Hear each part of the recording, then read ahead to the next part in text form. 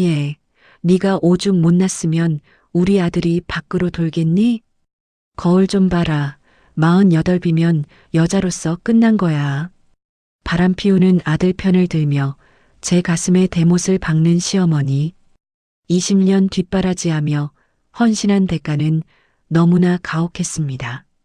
저는 그 길로 시어머니가 살던 제 명의의 6억 전셋집을 조용히 빼버렸습니다. 길바닥에서 짐짝을 붙잡고 울며 비는 시어머니께 제가 똑똑히 돌려줬죠. 어머니가 못나서 집이 날아갔네요. 억울하면 어머니도 잘라보시지 그랬어요. 정미 씨의 서늘하고 우아한 파멸 극장, 지금 시작합니다. 조금 답답하시더라도 끝까지 잘 들어주세요. 새벽 5시를 알리는 시계의 짧은 진동이 정미 씨의 침실을 깨웁니다. 아직 세상은 짙은 남빛 어둠 속에 잠겨 있지만 정미 씨의 하루는 이미 힘차게 기지개를 켜죠. 그녀는 조심스럽게 침대에서 일어나 남편이 깨지 않도록 발소리를 죽이며 거실로 나옵니다. 경기도 판교에 위치한 디자인 가구 업체 리브하우스의 대표라는 직함은 그냥 얻어진 것이 아닙니다. 직원 32명, 연매출 80억이라는 숫자는 정미 씨가 지난 20년간 바친 피와 땀의 결과물이죠. 서재로 들어간 그녀가 가장 먼저 하는 일은 컴퓨터를 켜고 전날 밤 도착한 해외 바이어들의 메일을 확인하는 것입니다. 리브하우스의 디자인이 이번 밀라노 전시회에서 반응이 아주 좋았군. 정미 씨는 나직하게 혼잣말을 내뱉으며 만족스러운 미소를 짓습니다. 대기업 팀장 시절부터 그녀는 포기를 모르는 독한 근성으로 유명했습니다. 그때 모은 종잣돈과 남다른 미적 감각을 쏟아부어 지금의 리브하우스를 일궈낸 것이죠. 아침 7시가 되자 정미 씨는 약속이라도 한 듯 휴대폰을 듭니다. 서울 서초구 반포동의 한 고급 아파트에 거주하는 시어머니 최영숙 여사에게 안부 전화를 걸 시간입니다. 어머니, 정미예요. 아침 드셨어요? 전화기 너머로 잠이 덜 깬 시어머니의 목소리가 들려옵니다. 어휴, 그래. 벌써 전화했니? 너는 잠도 없나 보구나. 어머니 건강 챙겨드려야죠. 오늘 오전 10시에 한의원 예약되어 있거든요. 늦지 않게 제가 회사 기사님 보내드릴게요. 그래, 네가 신경 써주니 고맙구나. 내 친구들이 나보고 며느리 하나는 잘 뒀다고 난리다. 우리 아들이 잘 벌어서 이런 좋은 동네에 나를 살게 해준 덕도 있지만 말이다. 시어머니는 늘 이런 식입니다. 사실 그 아파트의 전세금 6억 원은 정미 씨가 결혼 전부터 모은 돈과 사업 초기에 번 돈으로 마련한 것이죠. 계약자 역시 정미 씨 본인의 단독 명의입니다. 하지만 정미 씨는 그 사실을 굳이 꼬집어 말하지 않습니다. 그럼요, 어머니. 승준 씨가 워낙 든든하게 버텨주니까 제가 마음 놓고 효도하는 거죠. 그렇고 말고. 우리 승준이가 보통 애냐? 변호사 되느라 고생은 좀 했어도 지금은 그 유명한 로펌에서 파트너까지 됐으니 말이다. 정미 씨는 씁쓸한 미소를 머금으며 전화를 끊습니다. 사실 남편이 사법시험에 3번이나 떨어지고 방황할 때 그를 다시 일으켜 세운 건 정미 씨였습니다. 자신의 월급으로 로스쿨 학비를 대고 새벽마다 정성스럽게 도시락을 싸주며 뒷바라지를 했죠. 현재 남편이 중형 로펌의 파트너 변호사가 된 것도 정미 씨 회사의 법률 자문 물량을 그가 소속된 로펌에 몰아준 덕분이 크다는 걸 그녀는 잘 알고 있습니다.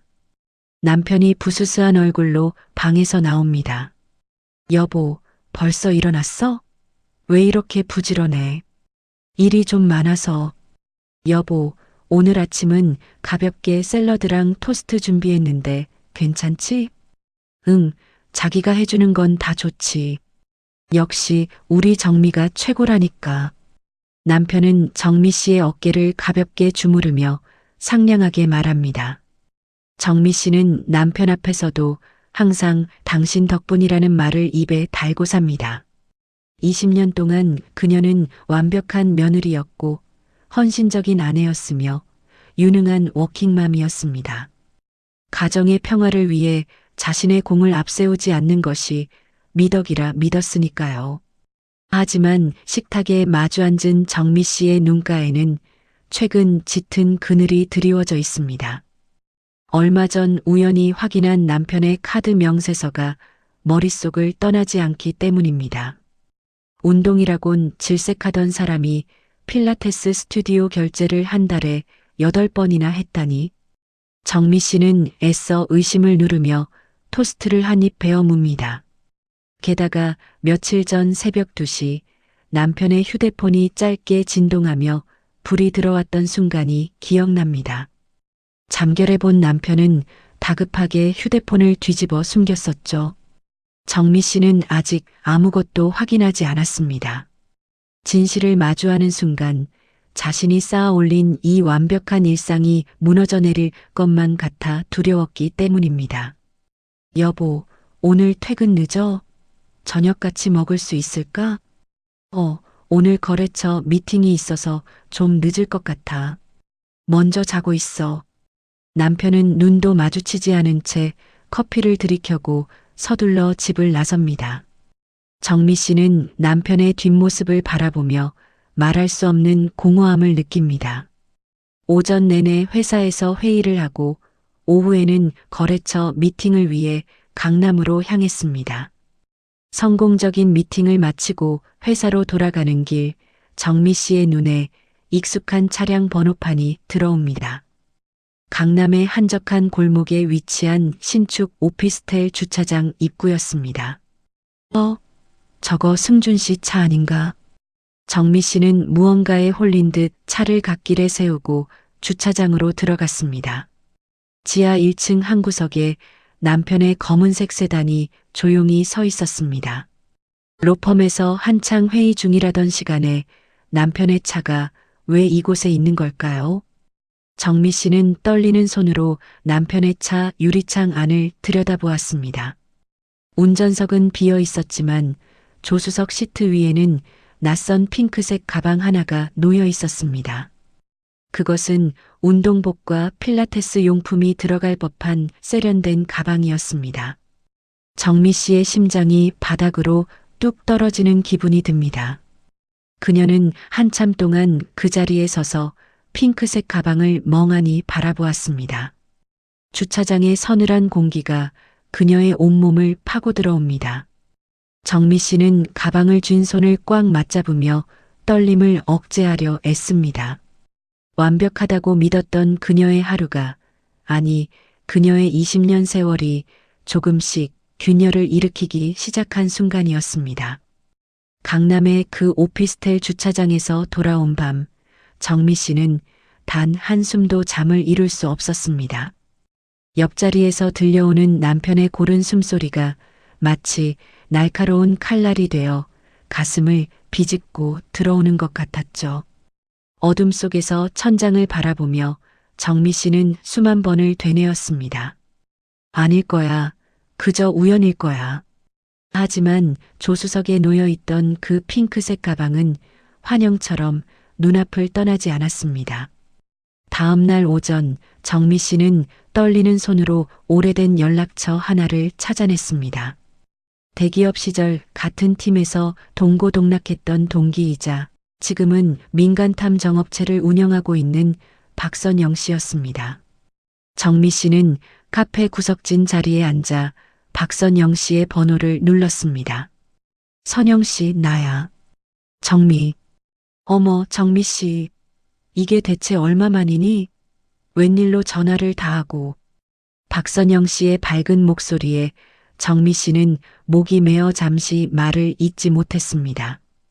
겨우 감정을 억누른 그녀가 낮은 목소리로 본론을 꺼냈습니다. 선영 씨, 나 부탁 하나만 하자. 내 남편 좀 봐줘. 아무래도 여자가 있는 것 같아. 수화기 너머에서 잠시 정적이 흐르더니 박선영 씨가 나직한 한숨을 내뱉었습니다. 정미 씨, 설마.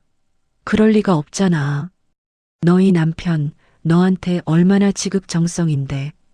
일단 알았어. 내가 확실하게 알아볼게. 그로부터 일주일은 정미 씨 인생에서 가장 긴 지옥이었습니다. 회사 일에 집중하려 해도 서류의 글자가 눈에 들어오지 않았고 집에서 남편의 얼굴을 마주할 때마다 구역질이 올라오는 것을 참아야 했죠. 마침내 박선영 씨에게서 연락이 왔고 정미 씨는 비밀스러운 사무실에서 두툼한 보고서를 건네받았습니다. 미안해, 정미 씨. 결과가 좋지 않아. 박선영 씨가 내민 보고서 안에는 정미 씨가 상상했던 것보다 훨씬 더 노골적이고 참담한 진실이 담겨 있었습니다. 사진 속에서 남편은 한 젊은 여자와 팔짱을 끼고 활짝 웃고 있었습니다. 그 표정은 정미 씨 앞에서는 단 한 번도 보여준 적 없는 아이처럼 해맑은 모습이었죠. 이름은 한소율 씨. 28살이야. 강남에서 꽤 유명한 필라테스 강사고 두 사람 만난 지 벌써 6개월이나 됐더라. 정미 씨는 떨리는 손으로 보고서를 한 장 한 장 넘겼습니다. 동영상 속 남편은 강남의 그 오피스텔로 자연스럽게 들어가고 있었습니다. 저 오피스텔, 남편이 월세를 내주고 있어. 보증금 말고 월세만 280만 원이야. 그런데 정미 씨, 이 돈의 출처가 좀 이상해서 확인해 봤거든. 박선영 씨가 가리킨 카드 사용 내역과 계좌 분석 자료를 본 정미 씨의 눈이 커졌습니다. 남편이 한소율 씨의 오피스텔 월세로 꼬박꼬박 송금한 돈은 다름 아닌 정미 씨 회사의 법률 자문료 계좌에서 빠져나가고 있었습니다. 자신이 잠을 줄여가며 발이 부르트도록 뛰어다니며 벌어들인 돈이 남편의 내연녀를 부양하는 데 쓰이고 있었던 것입니다. 정미 씨는 보고서를 꽉 쥔 채 화장실로 달려갔습니다. 변기를 붙잡고 한참을 헛구역질하던 그녀는 세면대 거울 앞에 섰습니다. 거울 속에는 48살의 한 여자가 서 있었습니다. 눈가의 주름은 깊어졌고 정수리 쪽에는 미처 발견하지 못한 흰머리가 보였습니다. 가족을 위해, 남편의 뒷바라지를 위해 헌신했던 지난 20년의 세월이 거울 속 여자의 얼굴 위에 고스란히 남아 있었습니다. 정미야, 너 참 바보같이 살았구나. 저 사람은 저렇게 젊고 싱싱한 여자랑 웃고 있는데 너는 대체 무엇을 위해 내 자신을 갉아먹으며 살았니? 눈물이 뺨을 타고 흘러내렸지만 정미 씨는 거칠게 눈물을 닦아냈습니다. 그녀는 20년간 거친 비즈니스 세계에서 살아남은 사업가였습니다. 감정에 휘둘리는 것이 협상에서 가장 큰 패배라는 것을 누구보다 잘 알고 있었죠. 그녀는 다시 서재로 돌아가 노트를 펼쳤습니다. 그리고 차가운 머리로 이혼 전문 변호사를 수소문하기 시작했습니다. 남편이 속한 로펌의 눈이 닿지 않는 곳, 서울에서 가장 공격적이고 치밀하기로 소문난 강일리 법률사무소의 강지혜 씨를 찾아냈습니다. 며칠 뒤 강지혜 변호사와의 상담실. 자료를 훑어보는 강지혜 씨의 눈빛이 날카롭게 빛났습니다. 정미 씨, 준비하신 자료가 정말 완벽합니다. 이 정도면 유책 배우자 확정이고 승소는 따놓은 당상이에요. 하지만 중요한 건 타이밍입니다. 강지혜 씨가 서류를 덮으며 정미 씨를 똑바로 응시했습니다. 지금 바로 터뜨리시면 안 됩니다. 남편분이 재산을 은닉하거나 대응할 시간을 주면 안 되니까요. 모든 증거와 가압류 준비를 완벽히 마친 다음에 동시다발적으로 공격해야 합니다. 그 전까지는 아무것도 모르는 척 해주셔야 해요. 정미 씨는 고개를 끄덕였습니다. 그리고 가슴속 깊이 담아두었던 질문을 던졌습니다. 변호사님, 제가 시어머니 전셋집도 빼버리고 싶습니다. 그 집 전세금 제 돈이고 제 명의거든요. 법적으로 문제가 없을까요? 강지혜 씨가 살짝 미소를 지었습니다. 전세 계약이 정미 씨 단독 명의이고 임차인이 시어머니 본인이 아니라면 계약 만기 시에 정미 씨께서 갱신을 거부하는 것은 정당한 권리입니다. 법적으로 아무런 걸림돌이 없죠.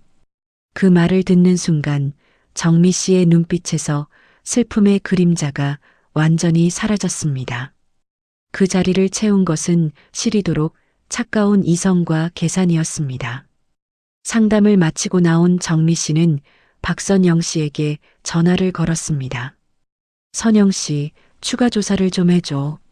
남편의 숨겨진 재산 상태 전부, 그리고 한소율 씨 재산이랑 가족 관계까지 하나도 빠짐없이 다 알아봐줘.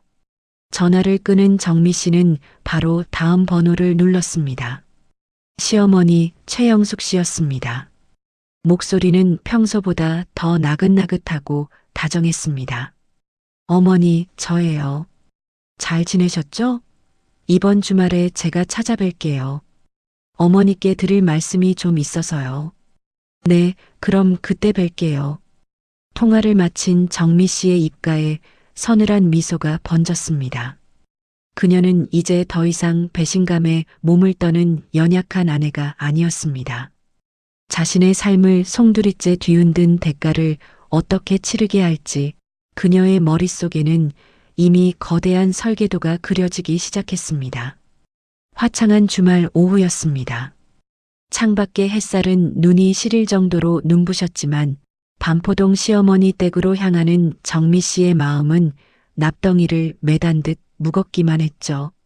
정미 씨는 고급 아파트 단지 안으로 차를 몰며 깊은 한숨을 내뱉었습니다. 이곳은 정미 씨가 피땀 흘려 일군 돈으로 마련해드린 그녀 명의의 전셋집입니다. 현관문을 열고 들어가자 최영숙 씨가 거실 소파에 앉아 텔레비전을 보고 있었습니다. 어머니, 저 왔어요. 왔니?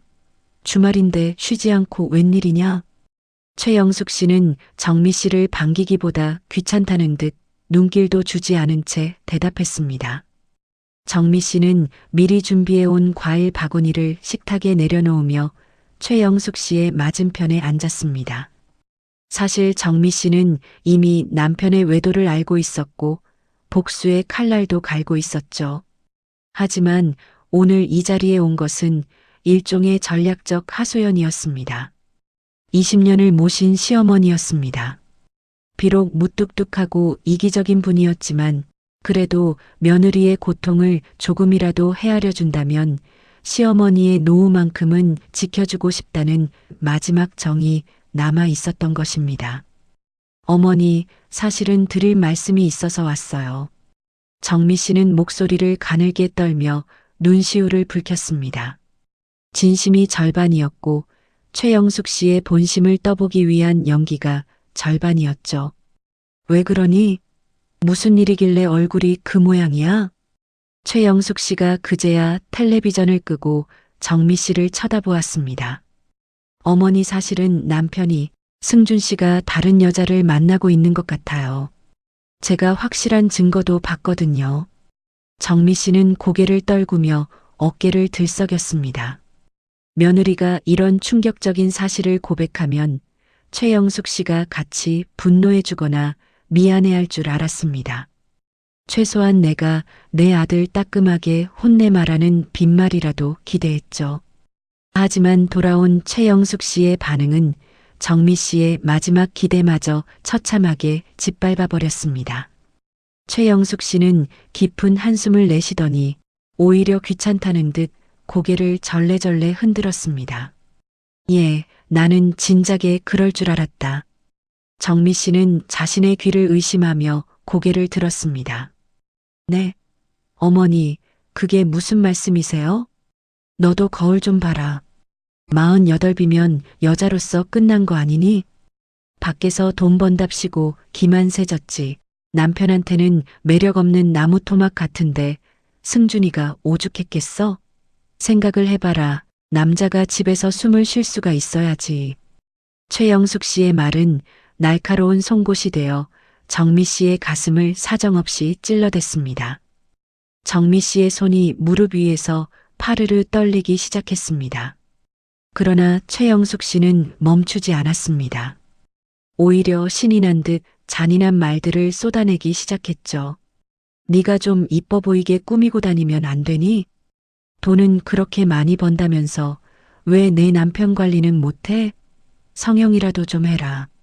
요즘 40 넘은 여자들 다들 하더라. 그리고 남자가 살다 보면 좀 바람 피울 수도 있는 거지. 다 그러고 사는 거다.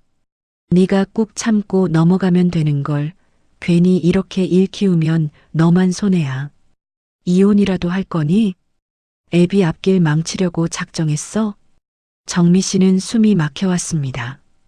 20년 동안 이 가족을 위해 잠을 줄여가며 뒷바라지한 대가가 고작 이런 것이었을까요? 최영숙 씨의 입술이 달싹일 때마다 정미 씨의 영혼이 조각조각 부서져 나가는 것 같았습니다. 그리고 최영숙 씨는 결정적인 한마디를 내뱉었습니다. 다 네가 못나서 남편이 밖으로 도는 거야.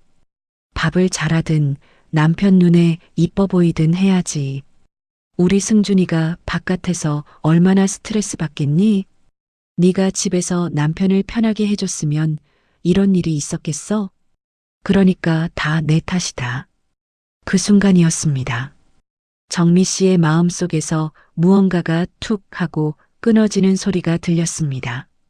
20년간 어머니라고 부르며 정성으로 모셨던 이 사람에 대한 마지막 정이 유리잔이 바닥에 떨어져 산산조각 나듯 완전히 사라져버렸습니다.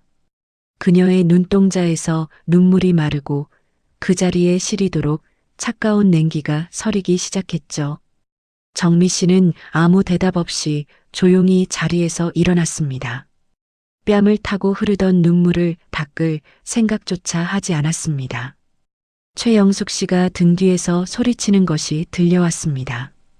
야, 어딜 가니? 사람이 말을 하면 대답을 해야지. 밥이나 먹고 가. 정미 씨는 돌아보지 않았습니다. 현관문을 닫고 나오는 그녀의 발걸음은 이전보다 훨씬 가벼워져 있었죠. 차에 올라탄 정미 씨는 핸들을 꽉 잡았습니다. 손끝에 힘이 들어가고 눈빛은 어느 때보다 형형하게 빛났습니다. 그녀는 내비게이션에 강앤리 법률사무소를 찍었습니다. 그리고 박선영 씨에게 문자를 보냈습니다. 선영 씨, 추가 조사 부탁해. 우리 시어머니 재산 상태 전부랑 동네에서 빌려 쓴 돈 있는지 낱낱이 알아봐줘. 정미 씨의 복수 계획 리스트에 최영숙 씨의 이름이 공식적으로 올라가는 순간이었습니다. 정미 씨는 엑셀러레이터를 밟으며 나지막이 은조렸습니다. 내가 못나서 그래요, 어머니. 못난 며느리가 그동안 당신들한테 해드린 게 뭔지 이제부터 똑똑히 보여드릴게요. 어머니가 말씀하신 그 못난 며느리가 얼마나 무서운 사람인지 뼈저리게 느끼게 해드릴게요. 차는 서초동 법조타운을 향해 거침없이 달려나갔습니다. 정미 씨의 입가에 서늘하고도 우아한 미소가 번졌습니다. 그녀의 진짜 복수는 이제 막 시작되고 있었습니다. 강앤리 법률사무소의 회의실은 시리도록 정갈했습니다. 정미 씨는 박선영 씨가 확보한 두툼한 서류 뭉치를 테이블 위에 차례로 펼쳐 놓았죠. 외도 증거 사진부터 오피스텔 임대차 계약서 사본, 카드 사용 내역과 통화 기록, 그리고 정미 씨가 지난 20년간의 가계부와 회계 자료를 뒤져 직접 정리한 재산 내역서까지.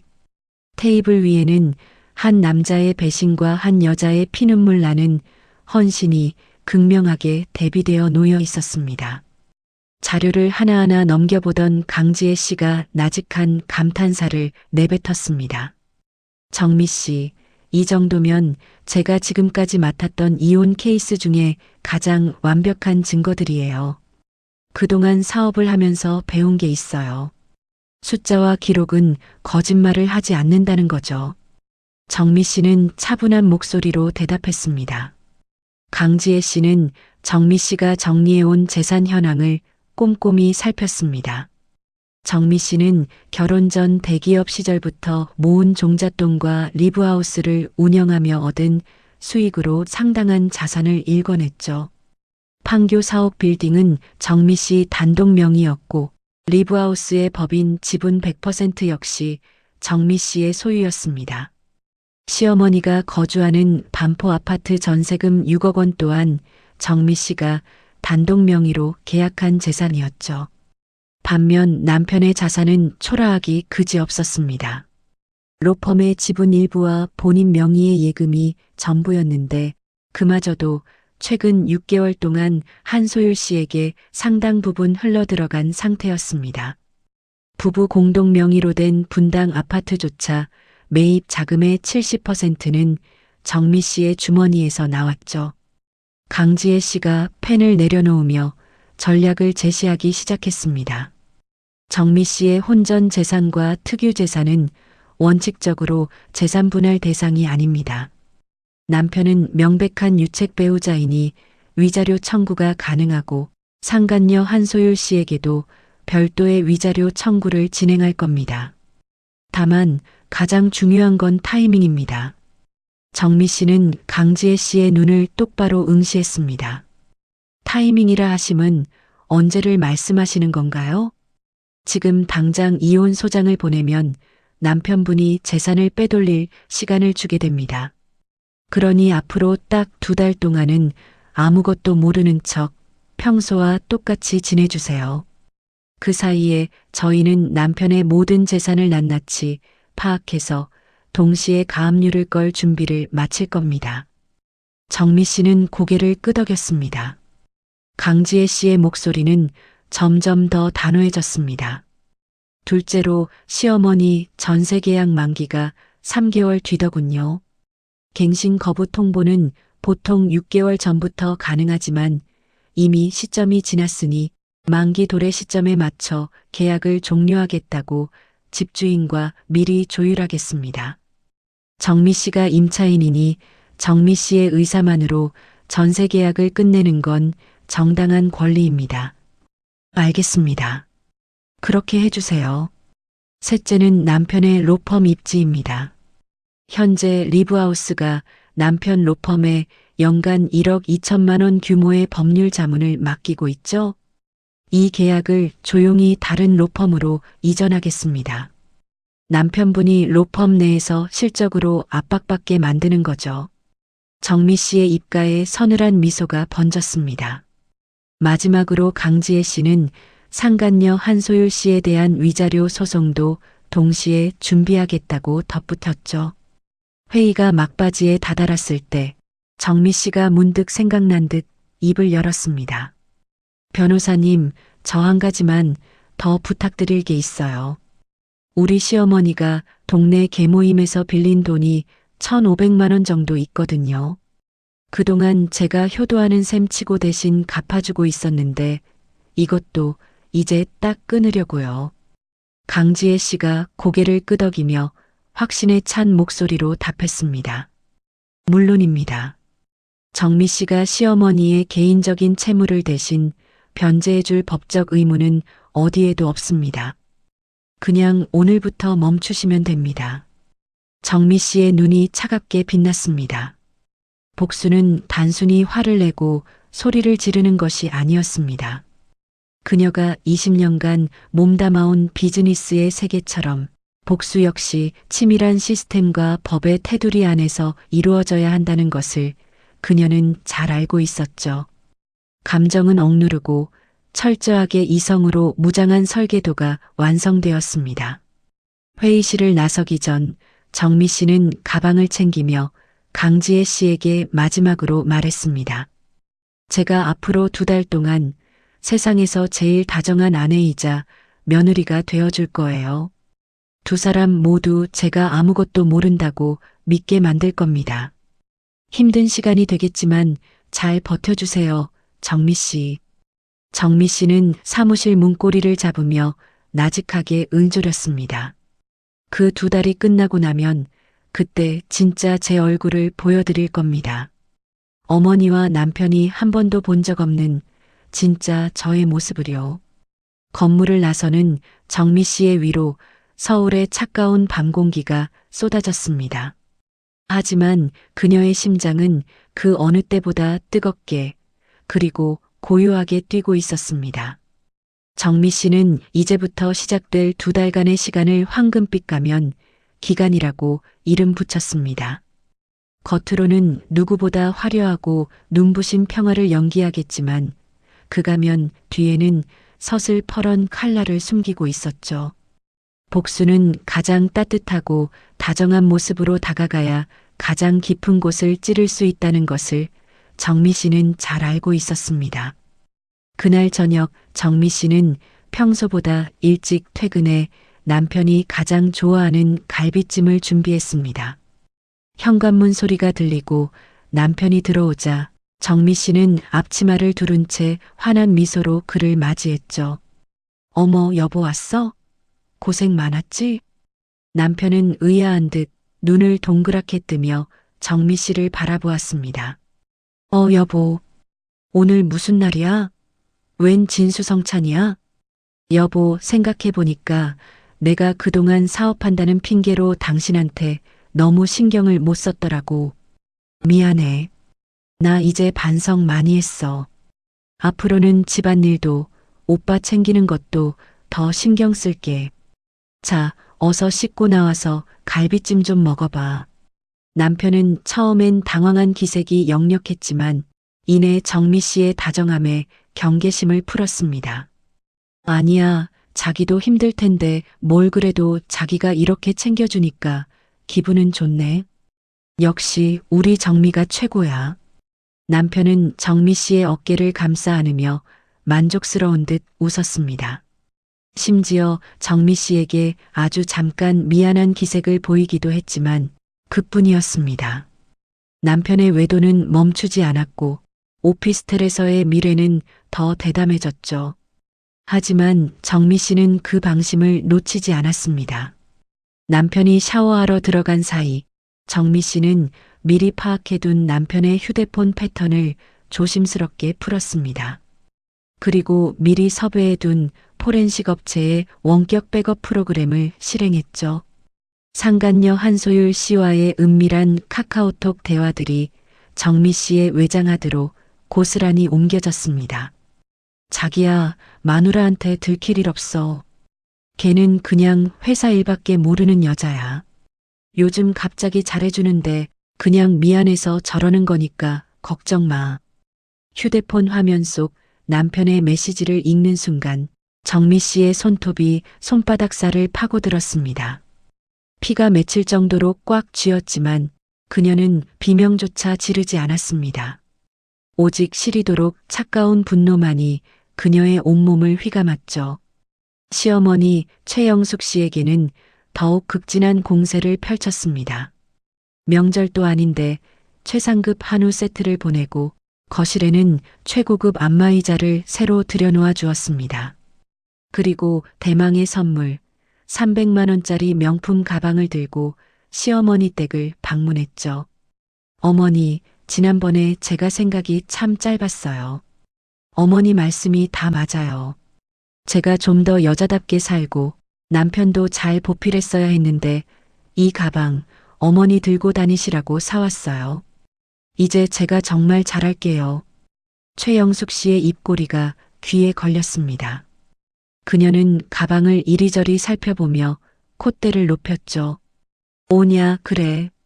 이제야 네가 정신을 차렸구나. 내가 좀 모질게 말한 게 다 너 잘되라고 한 소리야. 알겠니? 최영숙 씨는 그날 이후 동네 친구들에게 전화를 돌리며 가방 자랑을 하기 바빴습니다. 예, 말도 마. 우리 며느리가 이번에 명품 가방을 딱 사오지 않겠니? 내가 좀 따끔하게 혼냈더니 아주 사람이 달라졌어. 내 친구들은 며느리 복 받았다고 난리다. 그래도 이게 다 우리 아들이 잘나서 며느리가 설설 기는 거지. 안 그러냐? 하지만 최영숙 씨는 몰랐습니다. 그 가방을 결제한 카드는 정미 씨의 카드였고 정미 씨는 그 카드의 유효기간과 정지권한을 완벽하게 쥐고 있다는 사실을요. 위장된 평화 아래 정미 씨의 실무적인 칼날도 바쁘게 움직였습니다. 강 변호사를 통해 남편 명의의 모든 부동산과 예금 계좌를 파악하고 동시다발적인 가압류 신청을 준비했습니다. 또한 남편의 로펌에 맡겼던 연간 1억 2천만 원 규모의 법률 자문 계약을 다른 로펌으로 이전하는 내부 절차도 조용히 마무리했죠. 계약 만기가 다음 달이라 아주 자연스러운 전환이었습니다. 그리고 시어머니가 사는 집의 주인에게도 연락해 만기 시 전세 계약을 갱신하지 않겠다는 의사를 공식적으로 통보했습니다.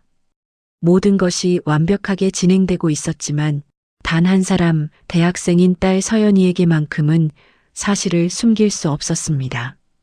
어느 날 밤 정미 씨는 딸을 방으로 불렀습니다. 엄마 진짜야? 아빠가 정말 그랬어? 모든 사실을 알게 된 서연이의 눈에서 굵은 눈물이 떨어졌습니다. 정미 씨는 가슴이 미어지는 것 같았죠. 응, 미안해, 서연아. 이런 모습을 보여줘서. 서연이는 오히려 정미 씨의 손을 꽉 잡았습니다. 엄마가 왜 미안해? 아빠가 미안해 해야지. 할머니도 진짜 너무하시다. 엄마, 걱정 마. 나는 무조건 엄마 편이야. 엄마가 어떤 결정을 하든 나는 엄마랑 같이 있을 거야. 딸의 따뜻한 위로에 정미 씨는 지난 2달간 꾹 참아왔던 눈물을 터뜨렸습니다. 딸을 품에 안고 한참을 울고 나서야 정미 씨는 다시금 가면을 고쳤었습니다. 정미 씨는 서재로 돌아와 벽에 걸린 달력에 동그라미를 크게 쳤습니다. 시어머니의 전세 만기일이 딱 한 달 남은 날이었습니다. D-30.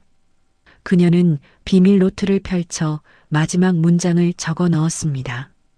어머니, 그동안 받으신 만큼 돌려드릴 날이 이제 얼마 남지 않았네요.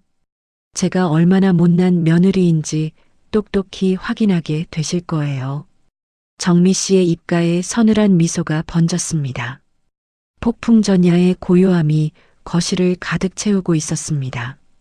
디데이까지 딱 25일이 남은 날이었습니다. 평소와 다름없이 고요하던 남편의 로펌 사무실에 날벼락 같은 공문 한 장이 도착했죠. 그것은 정미 씨의 회사인 리브하우스가 보낸 법률 자문 계약 해지 통보서였습니다. 남편은 처음에 직원의 단순한 행정 실수라고만 생각했습니다.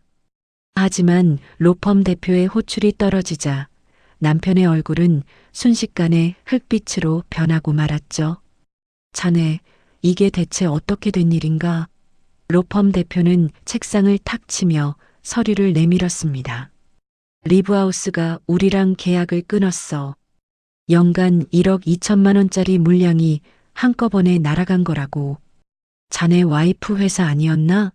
집안에 무슨 일이라도 생긴 거야? 남편은 당황하여 어쩔 줄을 몰랐습니다. 아, 그럴 리가 없습니다. 대표님, 제가 확인해보고 바로 보고 드리겠습니다. 사무실을 나온 남편은 떨리는 손으로 정미 씨에게 전화를 걸었습니다.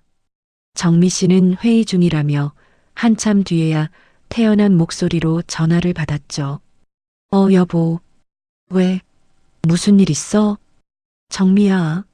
지금 우리 로펌으로 자문계약 해지 통보가 왔다는데 이게 대체 어떻게 된 거야? 실무자가 실수한 거 아니지? 남편의 목소리에는 다급함이 역력했습니다. 정미 씨는 아무렇지도 않게 오히려 조금 미안하다는 듯 대답했습니다. 아, 그거? 여보, 미안해. 내가 미리 말을 했어야 했는데 깜빡했네. 이번에 우리 경영기획팀에서 비용 절감 차원으로 자문사들을 전부 재검토했거든. 재검토라니? 아니, 남의 회사도 아니고 내 로펌이잖아. 그러니까 말이야. 나도 오빠 편 들어주려고 했는데 다른 로펌들이 제시한 조건이 훨씬 좋더라고. 주주들도 보고 있는데 나만 고집 부릴 수가 없었어. 당신네 로펌이 다른 데보다 좀 비싸기도 하잖아. 이해해 줄 거지? 남편은 할 말을 잃었습니다. 아내의 말은 철저히 사업적인 논리였고 평소 완벽하게 일 처리를 하는 정미 씨의 성격을 알기에 더는 따질 수도 없었죠. 하지만 로펌 내에서의 상황은 심각했습니다. 그동안 남편이 파트너 변호사 자리를 유지할 수 있었던 건 실력보다 집사람 회사의 든든한 물량 덕분이라는 걸 동료들 모두가 알고 있었기 때문입니다. 남편의 등 뒤로 동료들의 수군거림이 비수처럼 꽂히기 시작했습니다. 비슷한 시기 정미 씨는 민간 탐정업체를 운영하는 박선영 씨를 통해 더 흥미로운 정보를 입수했습니다. 남편이 푹 빠져 있는 상간녀 한소율 씨에 대한 이야기였죠. 정미 씨, 이 여자 보통이 아니야. 그냥 필라테스 강사인 줄 알았는데 SNS 인플루언서로 아주 활발하더라고. 박선영 씨가 내민 태블릿 PC 속에는 한소율 씨의 화려한 일상이 담겨 있었습니다. 남편에게 받은 명품 가방과 시계 사진들이 즐비했죠. 하지만 사진 밑에 달린 해시태그는 정미 씨의 실소를 자아냈습니다. 해시태그 보이지? 나를 위한 선물, 열심히 일한 당신 떠나라, 셀프 선물. 남편 돈으로 사놓고는 다 자기가 번 돈으로 산 것처럼 꾸며놨어. 참 대단하네, 정말. 더 놀라운 건 말이야. 이 여자 정미 씨 남편만 만나는 게 아니야. 필라테스 회원 중에 다른 유부남이랑도 깊은 관계를 유지하고 있다는 정황이 잡혔어. 아무래도 남편은 그냥 돈줄 중 하나인 모양이야. 정미 씨는 그 정보를 보고 잠시 생각에 잠겼습니다. 지금 당장 남편에게 이 사실을 알려주고 싶었지만 그녀는 차분하게 숨을 골랐습니다. 이 카드는 가장 결정적인 순간에 써야 한다는 것을 본능적으로 알고 있었기 때문이죠. 정미 씨는 조용히 자료를 덮으며 박선영 씨에게 말했습니다. 아직은 아니야. 이건 잘 챙겨두고 있어줘. 가장 비참한 순간에 깨닫게 해줘야 하니까. 한편 시어머니 최영숙 씨는 여전히 아무것도 모른 채 평화로운 나날을 보내고 있었습니다. 동네 경로당에서 할머니들과 화투를 치며 며느리 자랑에 여념이 없었죠. 아유, 우리 며느리가 요즘 얼마나 효도를 잘하는지 몰라. 안마의자에 한우에 내 친구들은 다 나만 부러워해. 그런데 갑자기 최영숙 씨의 휴대폰이 시끄럽게 울렸습니다. 동네 계모임 회장이었습니다. 영숙 씨, 이번 달 갯돈이 왜 안 들어왔어? 매달 며느리가 넣어주던 거 아니었어? 최영숙 씨는 당황하여 바로 정미 씨에게 전화를 걸었습니다. 예, 정미야. 갯돈 회장한테 전화가 왔는데 돈이 안 들어왔다더라. 어떻게 된 거니? 정미 씨는 아주 밝고 다정하게 대답했습니다. 어머니, 죄송해요.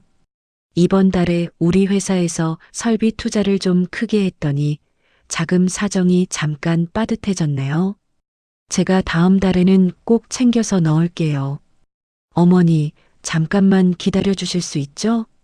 최영숙 씨는 평소 한 번도 돈 때문에 속 썩인 적 없는 며느리였기에 투덜거리면서도 전화를 끊었습니다. 쯧쯧, 사업한다는 게 참 힘들긴 하네. 그래, 알았다. 다음 달엔 꼭 넣어라. 최영숙 씨는 다음 달이라는 시간이 자신에게 영영 오지 않을 거라는 사실을 꿈에도 모른 채 다시 화투판에 집중했습니다.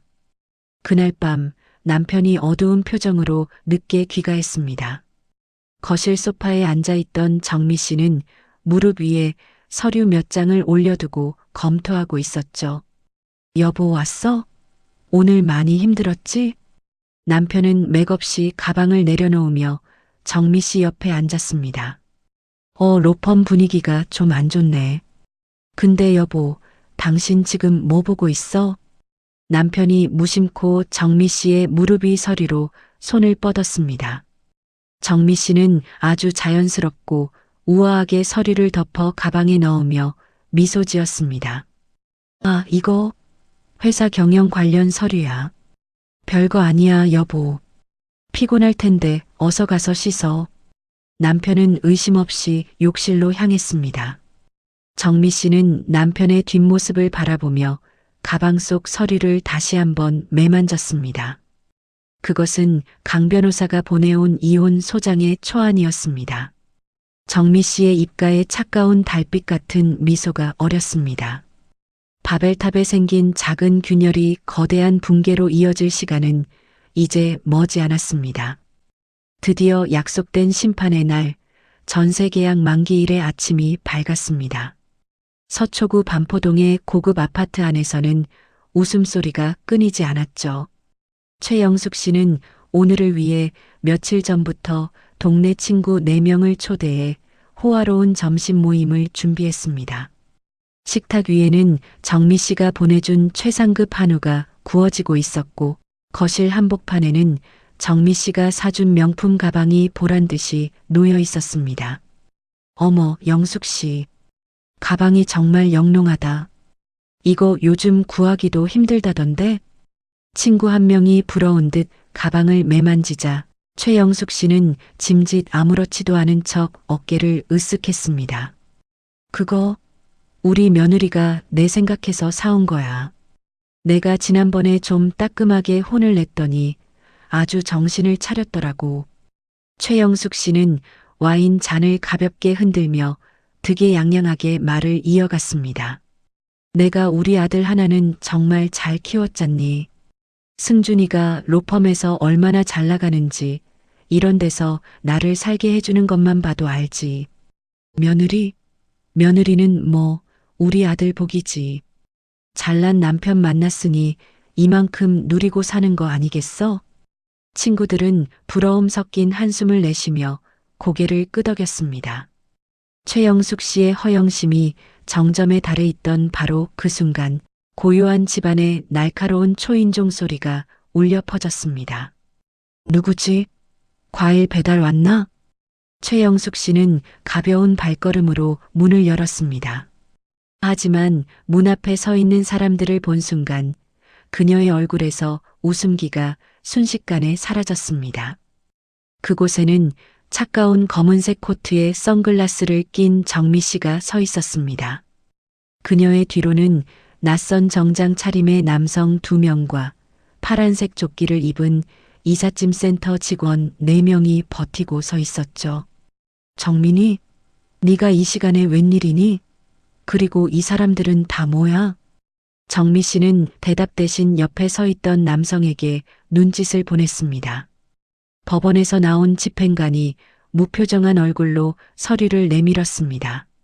최영숙님 되십니까? 본 주택의 전세 계약이 만기 도래로 인해 종료되었습니다.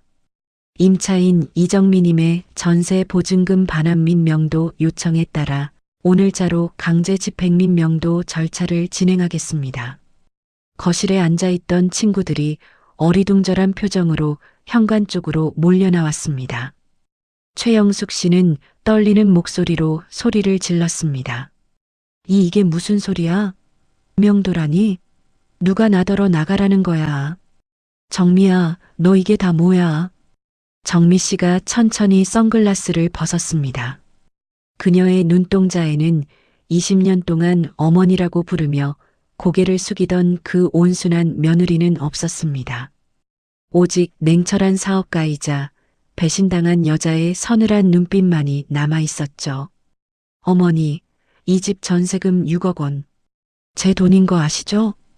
제 명의로 된 제 재산이에요. 전세 계약 만기가 오늘이라 저 사업 자금이 필요해서 보증금 뺐습니다. 최영숙 씨는 사색이 되어 정미 씨의 팔을 붙잡았습니다. 야, 이 미친년아. 네가 감히 시어머니를 길거리에 내쫓겠다는 거냐? 너 제정신이야? 당장 승준이한테 전화해. 승준이가 알면 너는 끝이야. 최영숙 씨의 악다구니에도 정미 씨는 눈 하나 깜짝하지 않았습니다. 오히려 구경거리가 난 듯 지켜보는 최영숙 씨의 친구들을 향해 또박또박 말했습니다. 전화하세요, 어머니. 근데 남편, 오늘 좀 많이 바쁠 거예요. 제가 오늘 아침에 이혼 소장 접수했거든요. 아, 참고로 남편이 살던 오피스텔도 오늘 정리될 겁니다. 거기서 28살 필라테스 강사 한소율 씨랑 같이 지냈거든요. 어머니가 말씀하신 그 잘난 아들이 바람 피우던 현장 말이에요. 최영숙 씨의 친구들 사이에서 경악 섞인 수군거림이 터져 나왔습니다. 어머, 이게 무슨 일이래? 승준이가 바람을 피웠어? 그 젊은 여자랑 오피스텔까지 얻어 살았다니 세상에나. 최영숙 씨의 얼굴이 하얗게 질리다 못해 푸르스름하게 변했습니다. 평생을 아들 자랑으로 버텨온 그녀의 바벨탑이 친구들 앞에서 산산조각이 나는 순간이었습니다. 집행관의 신호가 떨어지자 이삿짐 센터 직원들이 거실로 들이닥쳤습니다. 자, 시작합시다. 집안을 가득 채웠던 가구들이 하나둘 밖으로 실려 나갔습니다. 방금까지 자랑하던 명품 가방이 바닥에 나뒹굴고 안마의자가 분해되어 나가는 모습을 보며 최영숙 씨는 다리에 힘이 풀려 주저앉았습니다. 정미야, 너 진짜 이럴 거니? 내가 잘못했다. 친구들 보는데 제발 이러지 마라. 하지만 정미 씨의 친구들은 이미 하나둘씩 뒷걸음질 치며 자리를 피하고 있었습니다. 누구 하나 주저앉은 최영숙 씨를 부축해 주거나 편을 들어주지 않았습니다. 정미 씨는 그런 시어머니를 차갑게 내려다보며 마지막 쐐기를 박았습니다. 어머니, 승준 씨한테 연락해서 같이 사시면 되겠네요. 아, 근데 어쩌죠? 남편 오피스텔에서도 오늘 당장 나와야 할 거예요. 제가 남편 명의의 모든 예금과 오피스텔 보증금에 재산 가압류를 걸어버렸거든요. 아마 지금쯤 법원에서 사람 나갔을 거예요. 최영숙 씨는 넋이 나간 채 정미 씨의 발목을 붙잡았습니다. 정미야, 정미야, 내가 정말 잘못했다. 내가 못나서 그랬어. 제발 한 번만 받아오. 갈 데가 없단 말이야. 정미 씨는 아주 부드럽게 그러나 단호하게 발목을 빼냈습니다. 그녀는 비명을 지르며 우는 시어머니를 뒤로 한 채 현관문을 나섰습니다.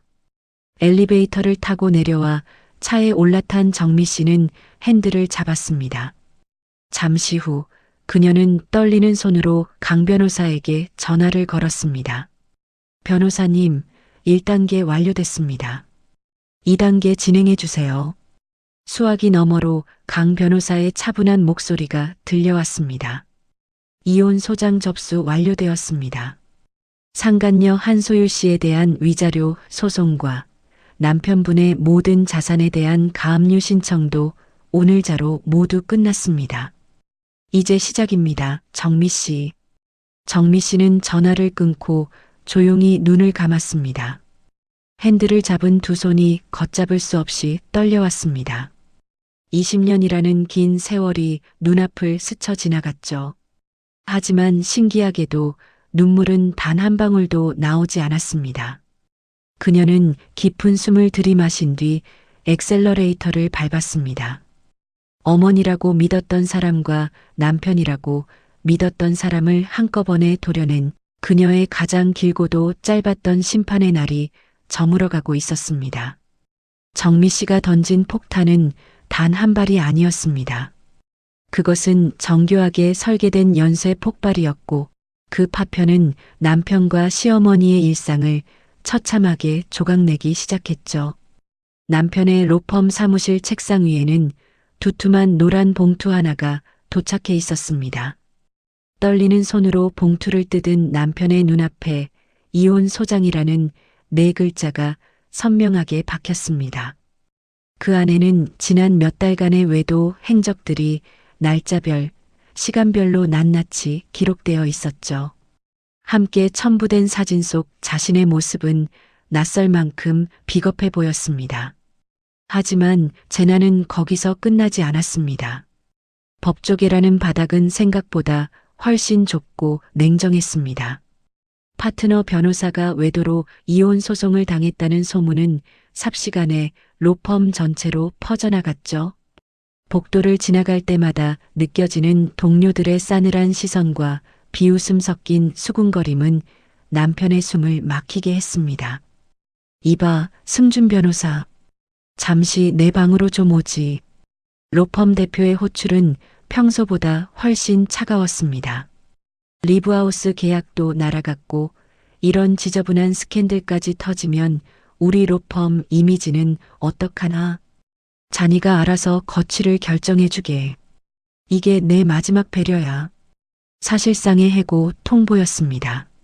망연자실하게 자리로 돌아온 남편은 급히 예금을 인출하려 했지만 화면에는 거래 정지 계좌라는 메시지만 반복해서 떴습니다.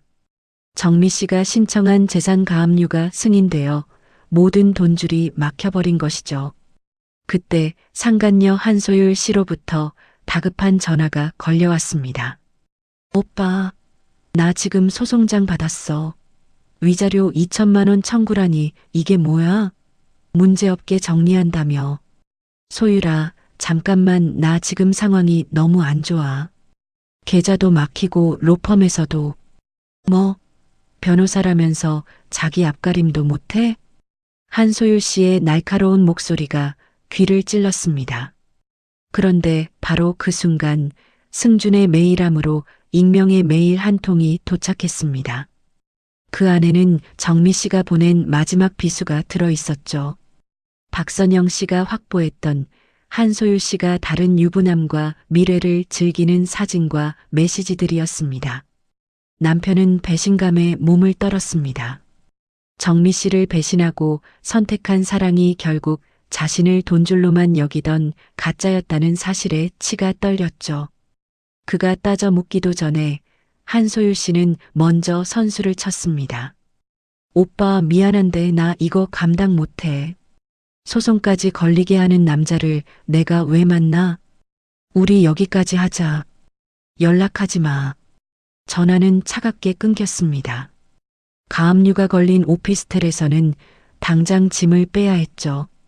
그 시각 최영숙 씨의 상황은 더욱 지옥 같았습니다. 반포 아파트에서 쫓겨나 갈 곳이 없던 최영숙 씨는 커다란 이민 가방 2개를 끌고 남편의 오피스텔로 찾아왔습니다. 하지만 그곳 역시 집행관들이 들이닥쳐 짐을 밖으로 내놓고 있었죠. 결국 모자는 강남의 허름한 모텔 방 하나를 잡아 들어갔습니다. 화려했던 반포의 거실 대신 눅눅한 담배 냄새가 밴 좁은 방에서 두 사람의 비참한 동거가 시작되었습니다.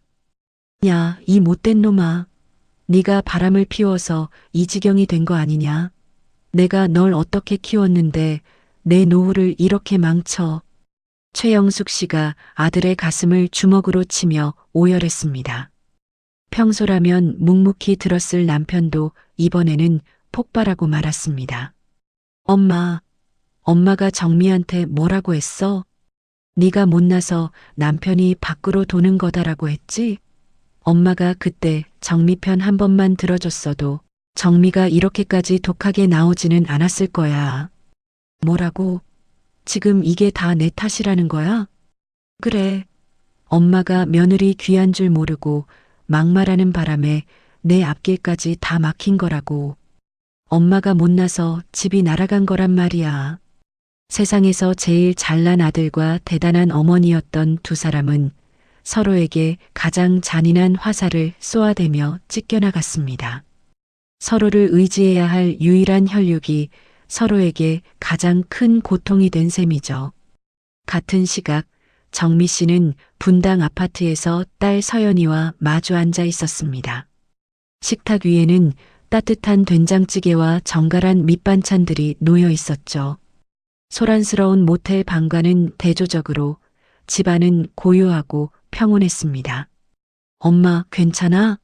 서연이가 걱정스러운 눈빛으로 물었습니다.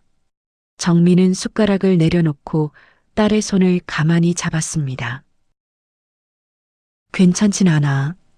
20년 세월을 통째로 도려냈는데 어떻게 괜찮겠니?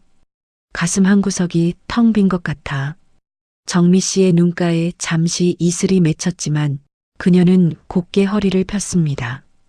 근데 서연아, 후회는 안 해. 이렇게 하지 않았으면 엄마는 평생 그 사람들 밑에서 못난 여자로 살았을 테니까. 이제야 비로소 숨이 쉬어지는 것 같아.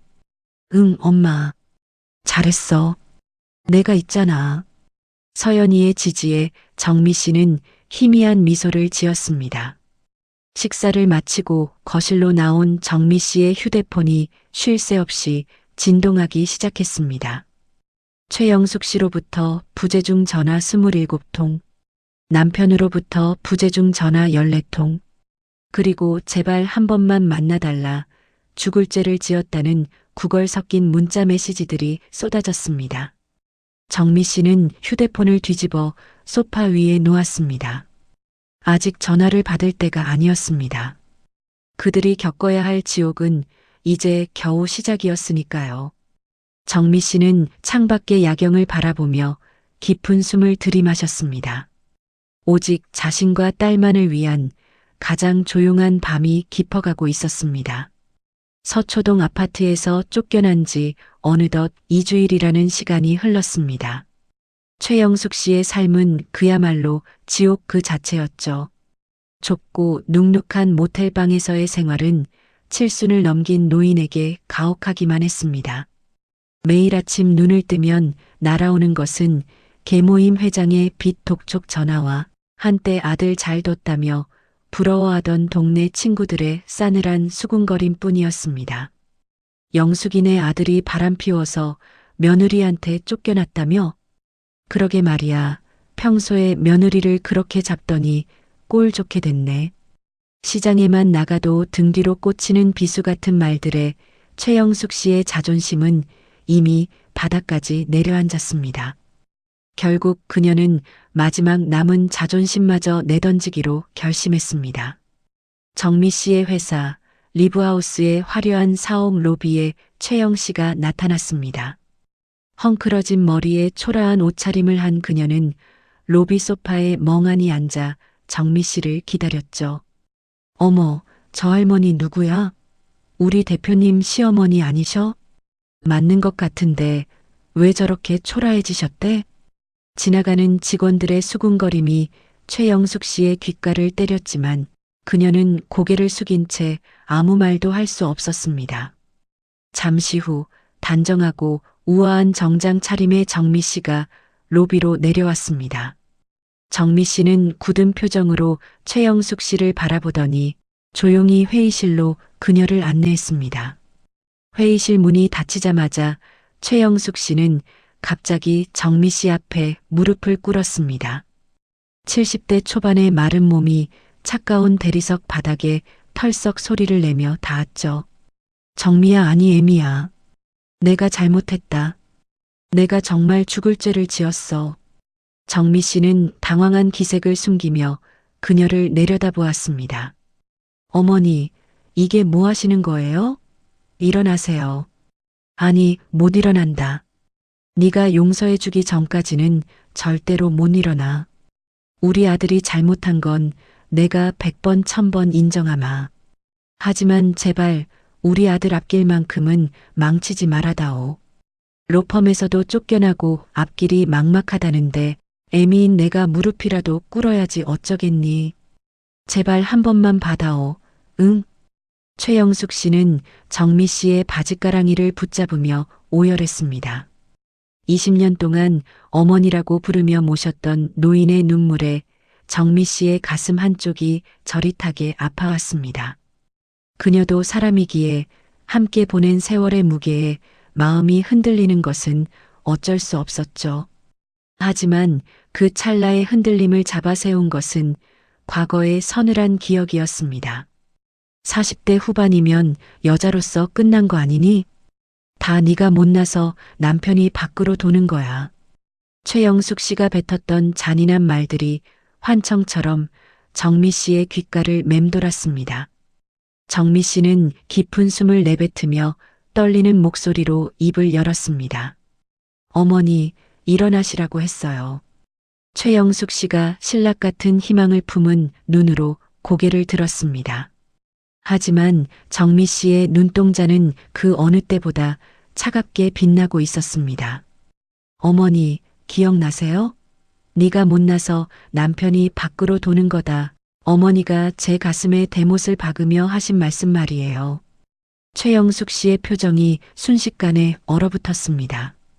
그 말, 오늘 제가 그대로 돌려드릴게요.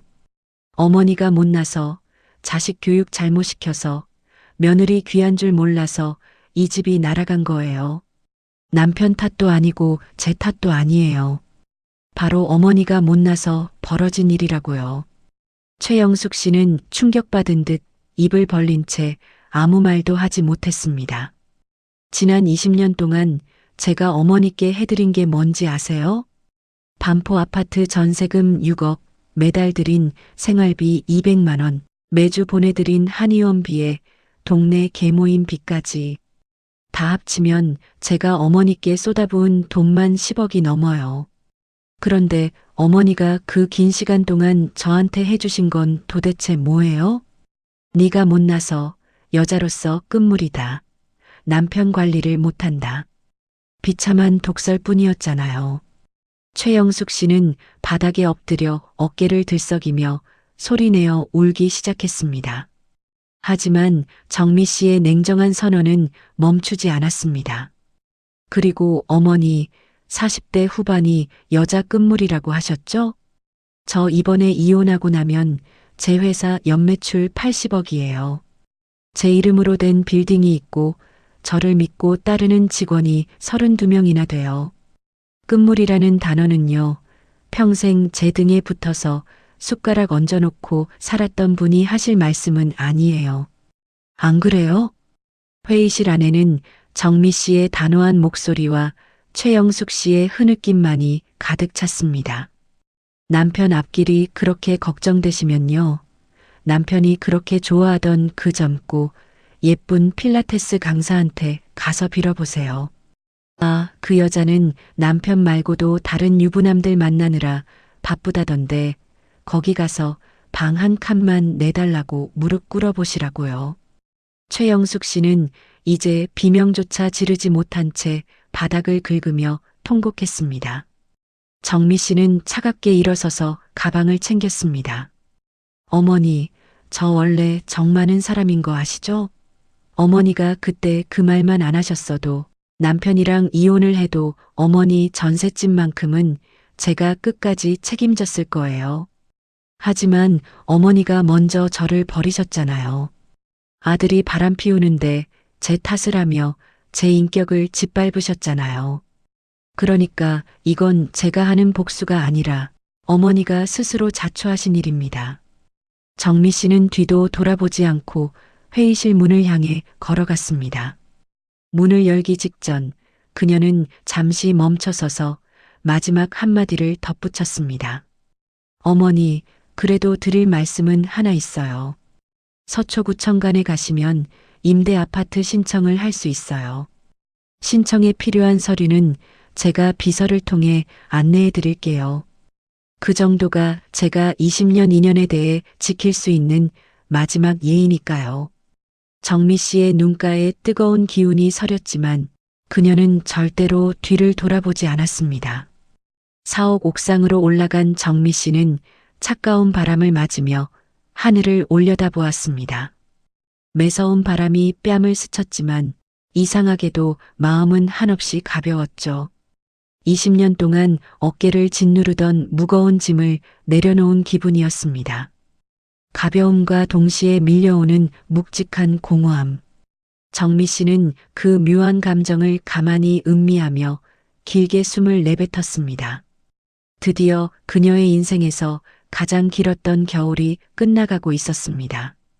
폭풍우가 몰아치던 계절이 지나고 어느덧 6개월이라는 시간이 흘렀습니다. 시리던 공기는 온데간데 없고 세상은 다시금 완연한 봄의 기운으로 가득 찼죠. 정미 씨에게 지난 6개월은 20년의 세월을 정리하고 오롯이 자신으로 돌아오는 치열한 시간이었습니다. 마침내 법원에서 최종 판결이 내려지던 날 정미 씨는 꼿꼿한 자세로 재판정의 결과를 들었습니다. 판결은 명확했습니다.